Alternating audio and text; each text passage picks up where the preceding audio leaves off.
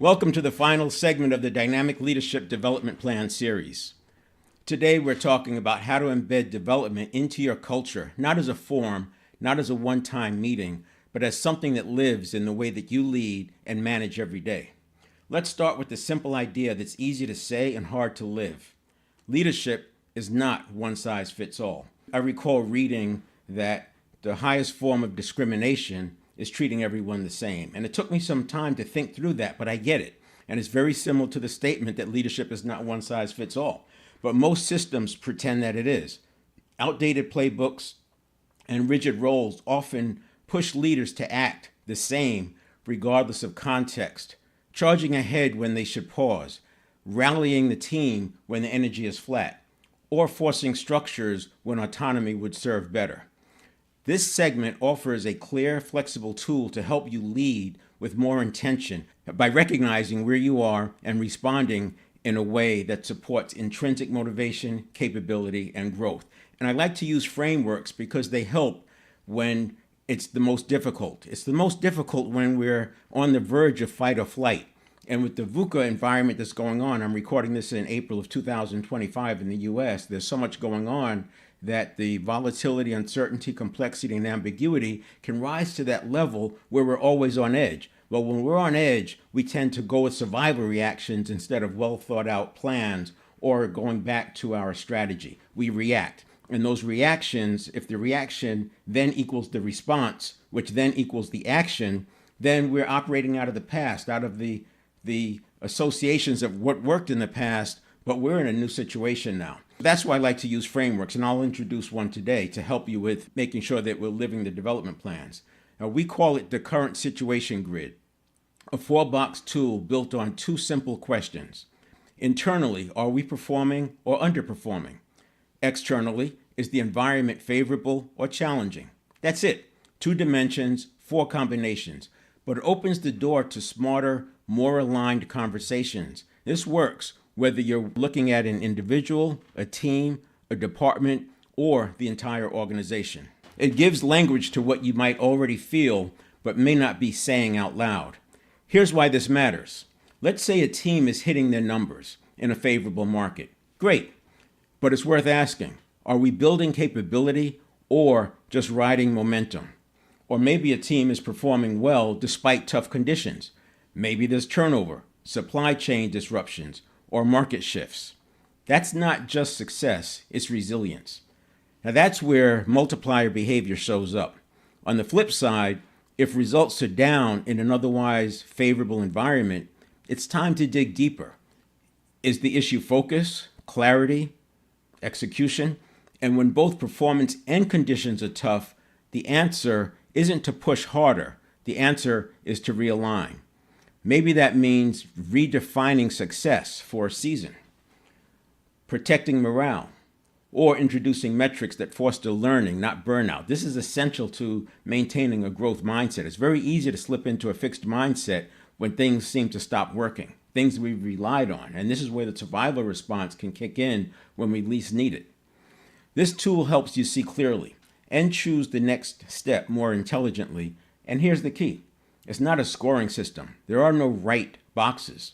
This is a conversation starter, a shared lens. It helps you and your teams acknowledge the internal and external state, to get on the same page, to use a common language, so you can solve the right version of the problem. Remember, the first step of problem solving is clearly define the problem. And as I often like to say, Albert Einstein once said that if he had an hour to solve a problem, he would spend the first 55 minutes talking about and clarifying the problem, and then the last 5 minutes on the solution. Now, that ratio doesn't hold true as the problems get larger and the time allowed is greater, but you get the point. So you define what performance means. It might be revenue, customer experience, project velocity. You define what favorable means. In your world, could be interest rates, demand, hiring, climate, regulatory changes. Now that's the point. You own the inputs. And this is why dynamic leadership makes it so easy to live in your organization. And I say one of the reasons why dynamic leadership does not get a lot of press, because you fill in the blanks, not some university or not some think tank. You're filling in the blanks. Now, this is a tool that adapts to your context, not one that dictates behavior, and is designed to scale. It's fractal, meaning the same conversation structure works at the executive level, in a team meeting, or in a one-on-one. Now, you can apply it to strategy, capability, development, employee coaching, or performance feedback. And underneath it all is self-determination theory, which tells us that people are most motivated when they experience autonomy, the ability to influence their work; competence, the sense of growth and mastery; relatedness, a connection to others and shared goals. When leaders ignore these drivers, especially under stress, we often shift into diminisher behaviors. We try to control when what's needed is support. We tighten our grip when what's needed is trust. But when we lean into multiplier behaviors, we create environments where people can grow through challenge, not fear. That's why this grid matters. It helps you hold two truths at once. We need results, and we need people to thrive. As we move forward, we'll look at how to apply this framework in practice. We'll revisit the multiplier versus diminisher mindset, review the feedback model from earlier segments, and connect this framework to personality styles and motivation, because in the end, leadership is less about knowing what to do and more about knowing how to think, how to see clearly, and how to respond. You don't need more resources, you need more resourcefulness. And that starts with seeing your current situation, then choosing the next step with clarity. So let's get into it. I'm going to go to the pad, and this 4-grid current situation.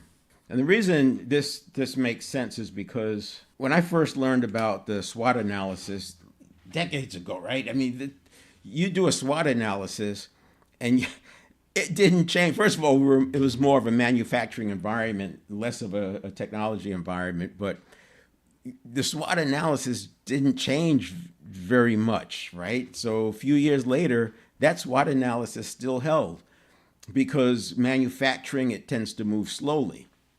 And, the leaders tended to last for years, sometimes decades, the top people in your industry or in your sector.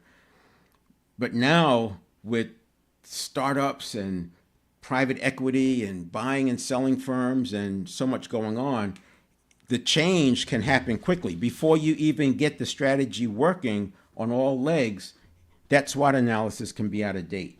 So the 4-grid situation is this. We have performing. How are we doing? Are we doing what we should be? Are our results where they should be? And you choose the metrics. You choose the KPIs. You choose the hierarchy. Is growth more than profit? Is profit more important than growth? And then the next one, obviously, we would have underperforming. Now, the metrics, the measures could be the same, but I would introduce a how, right? The conversation we're in is getting your development, your leadership development to live, embedding it into your culture, into how you run your organization. And in the development plans, we talked about the what is the result, and the how is how we get that result, which means how is a part of the conversation. We don't want to be an organization that results by any means necessary, because this is where you get cutting corners. This is where you get shoddy, poor quality, potentially short-term thinking, expediency, and these things don't age well when it comes to having people thrive in the organization. So I would, regardless of what metrics you put up here, I would definitely put a how, because we don't want to improve the results and miss the importance of the how. And then we have the environment. So this would be internal, and this is external. And we have to consider the environment. Is it favorable? Again, you fill in the blanks, right? If you're selling capital, if it's capital equipment, maybe it's what's going on with the interest rates? What are the competitors doing? What is pricing doing? Is there a new trend coming up? So is it favorable or is it challenging? Now, this is not to say that if it's challenging, we excuse the results. That's not how this goes. I would say that when you look at self-determination theory, relatedness, people want to be seen.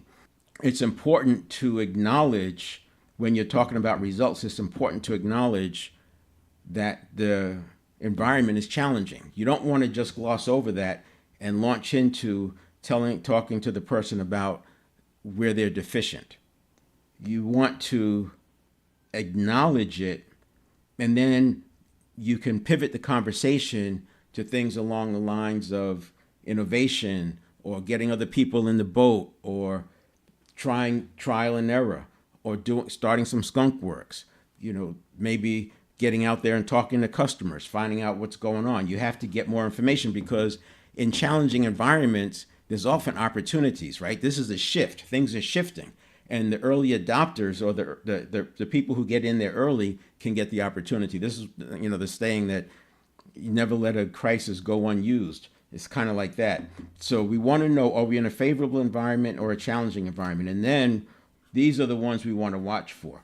If it's a favorable environment and the person's underperforming, this is not a good sign. You may have a mismatch here. Maybe they're in the wrong position.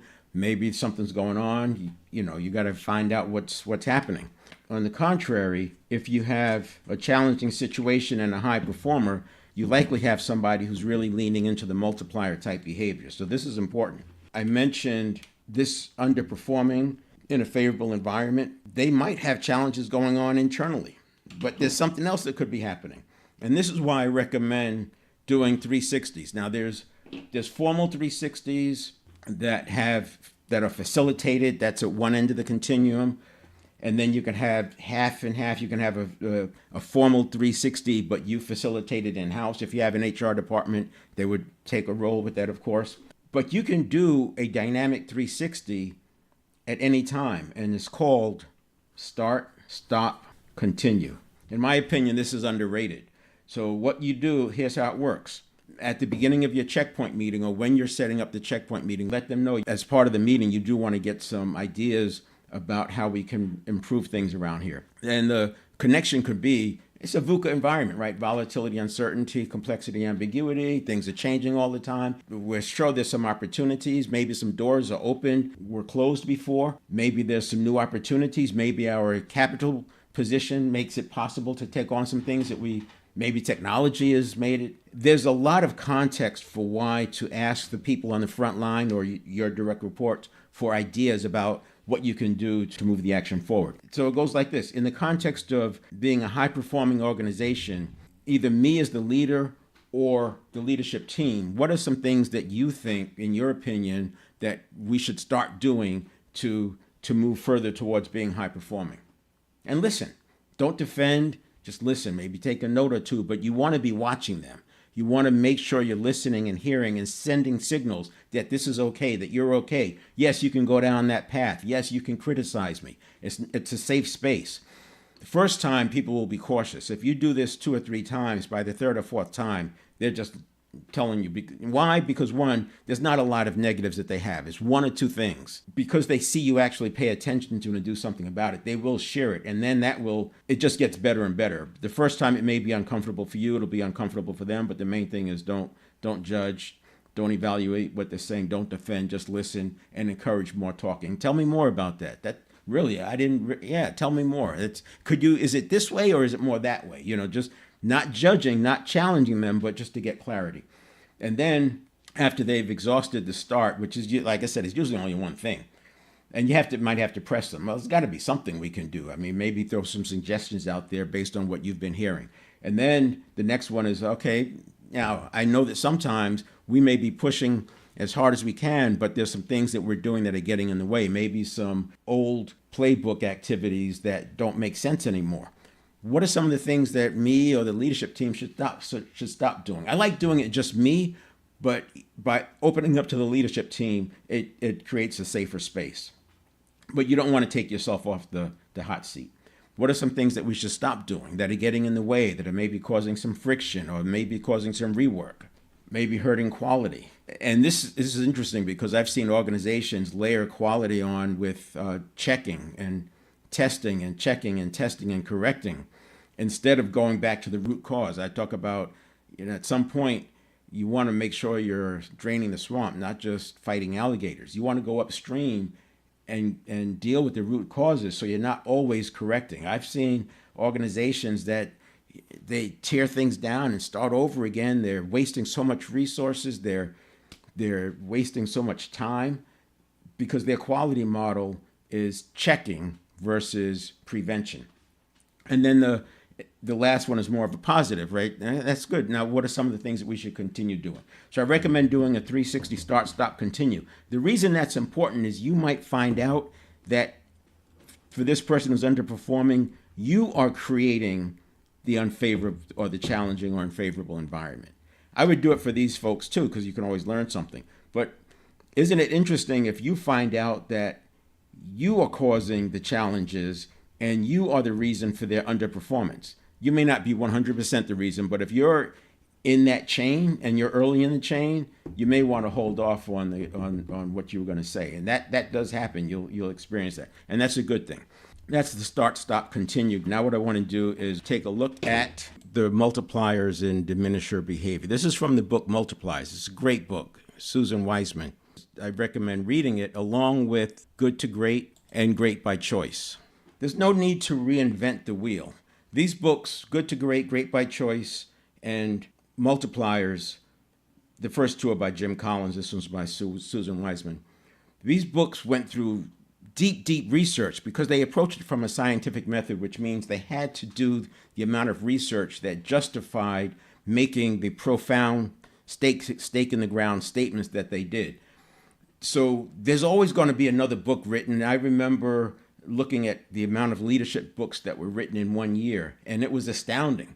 And how do you get your head wrapped around that? But if you go back to books that follow this much research, and when you consider the VUCA environment that we're in, when you put those things together, you recognize that these books are as good as principles, because we can't adjust for every single hiccup or blip that occurs, especially in an environment like today. But if you follow the idea of simple, methodical, and consistency, which is in Great by Choice, you want to make sure that you're following something that you can rely on. You don't want to have to second guess whether or not you're following the right things. And that's where these books, Multiplier, Good to Great, and Great by Choice comes in. So that's why I wanted to share with you this as a reminder, the difference between multipliers and diminishers. The book goes deep into this, but she looks at the multiplier versus diminisher through multiple lenses or in different settings. And this is sort of a soundbite out of it. Multipliers, they're talent magnets. They attract great talent. All recruiters are not the same. And, sometimes we outsource things. There's a saying I like to say, make sure we're effective first and then work on being efficient. Too often companies will do something like they'll decide to outsource the recruiting, and they might outsource everything from initial contact all the way to just before selection. I would say that it makes sense to outsource at the beginning of the funnel, but somewhere in the middle, we want to make sure that we're engaged so that we're talking to these people, they're getting a chance to see our model of the world, to hear our vision. This is where we can attract that great talent. The recruiter may not get to that great talent. So that's an important thing. Remember, a lot of your great talent is not out there looking for a new job. I don't want to say hiding, but they're happily working. And it's those people who are engaging with people at hotel conferences. I've heard of leaders who intentionally go out and spend time doing things to meet people so that they can do that recruiting. And this is an important step. So I think you can do both. I think you can have the outsourcing for the top of the funnel, but you can also go out and be talking to people to put them in the funnel as well. They're a liberator. They free people up. And this is that freedom of action.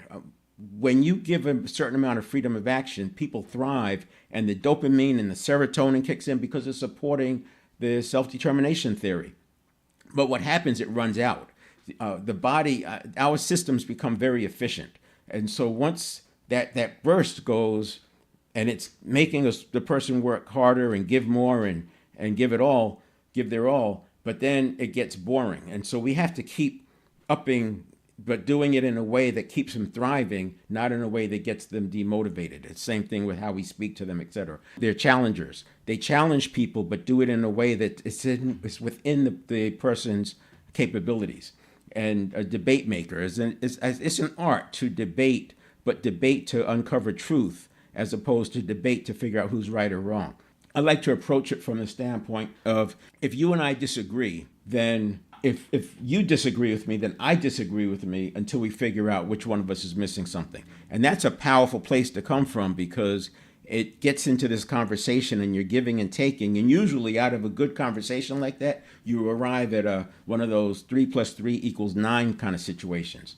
And then they're an investor. They're investing in people. I still remember when this was FedEx first came out, goes back way back to the 80s, and they were like guaranteeing overnight. And you know, startups are real scrappy, and they're trying to make it happen, and they don't want to miss anything. And in the beginning days, FedEx didn't have all the infrastructure around, and this manager hired a helicopter because there was some problem. I don't remember if it was a truck that broke down or something, but he hired a helicopter to get the packages there. It was like a $10,000 bill. That tells you how long ago it was.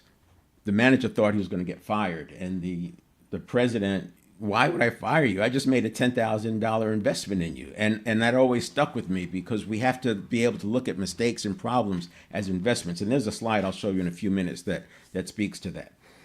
The bottom part, a multiplier is a leader who amplifies the intelligence, capability, and potential of their team, creating an environment where people thrive, contribute their best, and achieve extraordinary results. That's a very dynamic situation there. This is not okay, let me do it and check that box and know I'm doing it. This is a way of life. This is a way of living.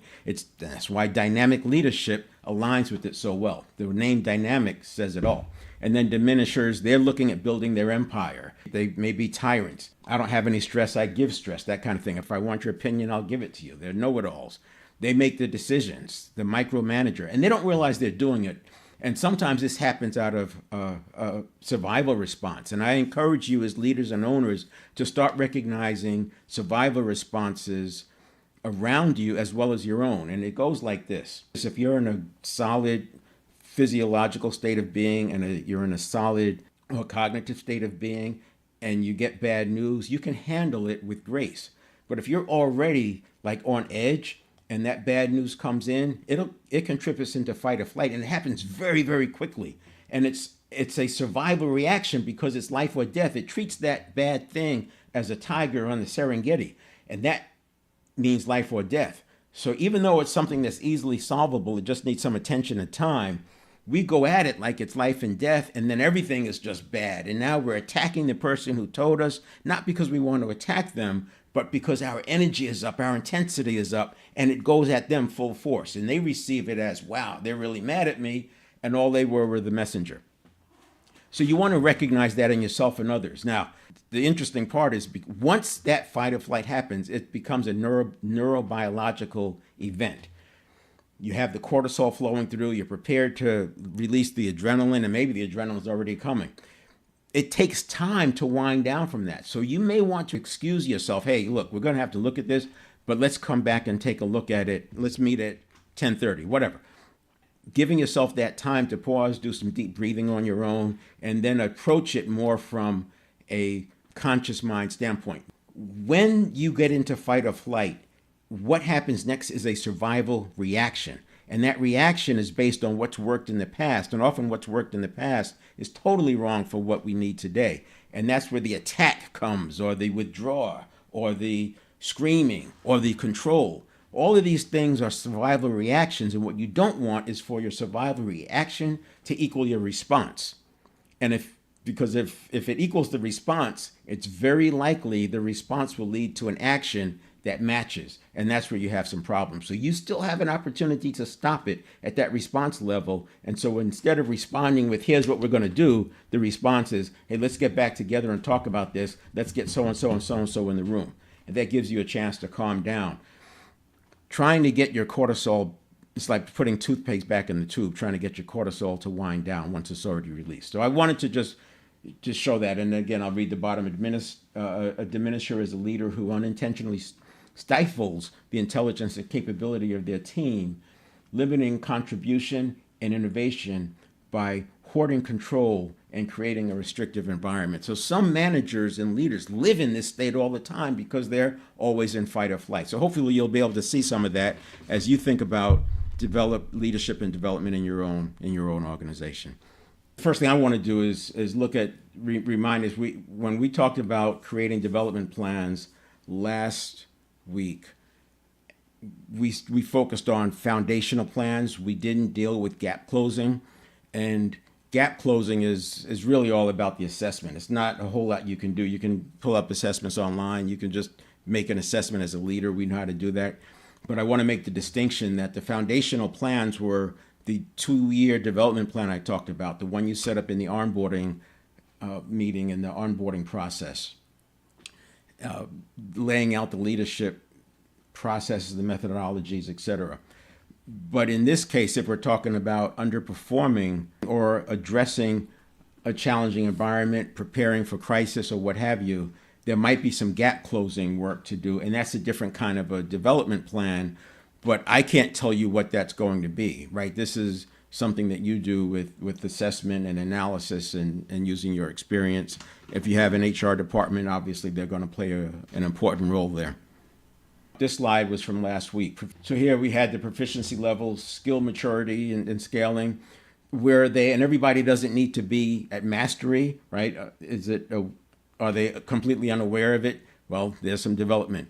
Are they aware but not capable? There's some development. Are they skilled? Are they capable but not skilled? They're able to do it, but they can't do it in a tense environment, or they can't do it in this particular situation, whatever. Maybe a person knows how to sell one-on-one, but they're not doing a good job selling to a group. Different things, right? And then the trainer and coach is more dependent upon what your organization needs. We talked about the cone of focus, and the cone of focus was the choosing your strategic direction, the vision, the mission, the goals, as you can see there, and where are we going, where are we heading, and then avoiding or ignoring the opportunities and the threats. That's the VUCA that's always going to be there, of ignoring those things, not completely, but you're aware, but you're not going to adjust to every single thing. You know, that's the deal here, right? If you think about the good to great companies and the great by choice, especially the ones that endured through the financial crisis, they focused on simple, methodical, and consistent. They didn't worry about chasing every single thing. The example of Southwest, they went with all 737s. All their planes were 737s, so they didn't have to worry about which pilots were trained to which flights. They didn't have to worry about is the simulator available? What about parts? All that. It was just one airplane. It made it very easy managing the in and out, all of that, you know. So you get it. And I think every business needs to think through that. And we talked about this cone of focus, that it gets wide, right? So you have to reset and bring it back in every year or so. You're going to come back and revisit and tighten it up a little bit. And then I have down on the bottom operating model and your business model. So you need both of those. The business model may stay the same, right? But as things change rapidly, it's the operating model that changes. You can keep the same. Sometimes the business model has to change, right? I mean, look at Netflix and Blockbuster. The business model changed. But there are times when you can keep the same business model and you just change the operating model to adjust. This we talked about before, and this is the problem-solving capability. So everybody comes to the table with the problem-solving capability.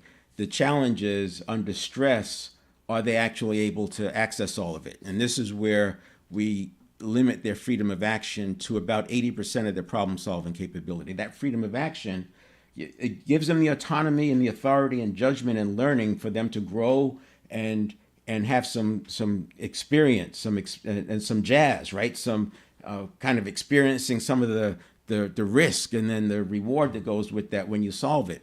But when they get above that 80%, we want to make sure they're getting us in the boat. So this involved here is they get you as the leader in the boat with them. Doesn't mean you're going to row the boat. It doesn't mean you're going to guide the boat, but you're letting them know to look out for that thing and watch out for this. And there's a risk over here that you may need to pivot around. But more importantly, if things do go off the rails, you're already aware. So it's not a shock to you. You're already prepared and you can handle it. And you have some understanding. It's not throwing you potentially into a fight or flight. And this is just the example I was talking about, good to great and great by choice, how the great by choice companies, the companies that didn't make the good to great, there were companies that went up, but they dropped back down into the steady state. There are companies that went up fast and dropped back down into the steady state, right? We saw this happen in the dot-com bubble. You're going to see this happen with artificial intelligence. As everyone's trying to do different things, a few companies will come back into the norm. But then the few, they find the hedgehog concept, the flywheel, the simple, methodical, and consistent, the 20-mile march. That's what this is representing. And I covered these in more depth. So this is the fourth segment, and this is in, I believe it's segment 2. So you can go back and watch that. It's still in my LinkedIn Live area, events section.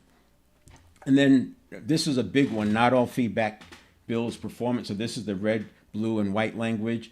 The blue language is what we're after. It's specific, observable, and action-oriented. And it's not just a cool thing to do. It's not just some best practice. This actually taps into dopamine and serotonin. And in probably every series I do, I talk about the neuroscience of it. Why? Because the brain is over 100,000 years old. Some parts of it are a million years old, apparently. But it's going to be there for a while, right? It's not going to change. It's probably not going to change in my lifetime. So understanding how dopamine actually makes us do the things that we do and why serotonin spikes make us take on more and why serotonin dips can throw us into a fixed mindset. Understanding that allows you to navigate unfamiliar situations like you're familiar with it. Why? Because you're dealing with fear and the self-interest that's always going on, and you see the patterns and it starts to look the same. So the blue language, by making it observable, action-oriented, and specific, it attaches the feedback to the task and what they were doing or what they did or didn't do, instead of to me. If I use red language, the good feelings or bad feelings that come out of the feedback, they get attached to the leader, and then it's this thing like, when the leader's around, I'm going to behave, and when they're not around, then I'll not. But when you use blue language, you attach it to the task, and it reinforces it because the dopamine likes to get that hit, and it knows that when it does the right thing, it's going to get a hit. Just like Pavlov's dogs, you ring the bell, and they salivate because the bell is associated with the food. And then the white language, this is not what we want to be doing. White language is describing what is not there, and so there's no way you're really going to develop by focusing on what's not there. Blue language, there's other things. Blue language, there's situation, behavior, and impact, and nonviolent communication. So these are tools that you can use if things get off the rails. But blue language is the core when it comes to feedback, and situation, behavior, impact can be used to enhance it, and nonviolent communication can be used when things go off the rails. So again, you can go back to those early sessions. You can look those both up on the internet and get more information than you'll ever want. You also talked about the 4-style grid. Remember, if you're working with a thinker and they're in a sales position, it's not going to come as naturally to them perhaps as a socializer would. Right? The extroverted people are going to naturally do better in sales, but it doesn't mean that thinkers can't do well. It's just going to be different. So you want to be aware of that. And then the other thing that shows up on this slide is that the director and the relator, these have natural tension because they don't have the indirect or people-oriented in common.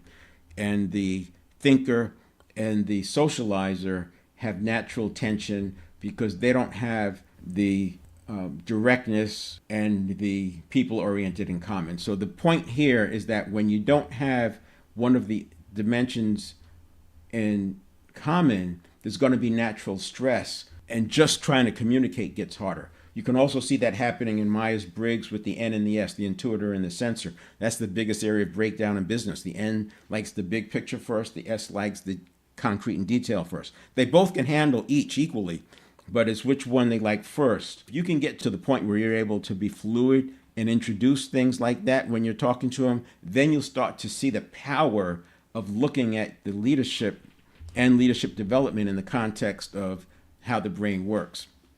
Without getting in deep into neuroscience, it's just learning a few things to give you the ability to leverage it. So there's your blue language, your situation, behavior, impact, and your nonviolent communication explained.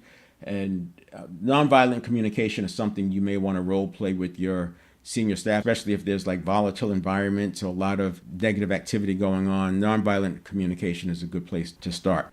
This is the last of the series. Or what we wanted to do was be able to identify and build development plans, identify the needs for the development plan, and I laid it out for a two-year timeline. Then we talked about developing them. How do you create the plans? And it's basically what your organization needs. But I provided some frameworks and some ways to think about it. But you know what your leaders need for that next level. Don't wait until the promotion is there to develop them. Start developing it early, and you're going to find that you're in much better position. You can also delegate things like dealing with the government agencies, et cetera, or maybe having some people step in and helping marketing or sales to build those skills. And then this one today was about the making it live. And it's really this framework of internal and external looking at it. It's sort of like, in a way, it's like the SWOT, where you're looking at strengths and weaknesses, opportunities and threats. But this is more of a dynamic view, right? The SWOT analysis is a point in time. This one is dynamic. It's always looking at how has it changed. One thing you want to watch out for is changing the strategy or changing the operating model and saying that's the thing we need to fix when you're already deviating from it 50% of the time. If you're already deviating from the operating model 50% of the time, I would say it's probably better to get some control over that deviation before changing the operating model. Otherwise, you're chasing a moving target. So that's it there. We'll come back, take a couple of weeks off from these live events, and then we'll come back and start talking about innovation. So stay tuned. You'll see those showing up on my events section. All right. Take care.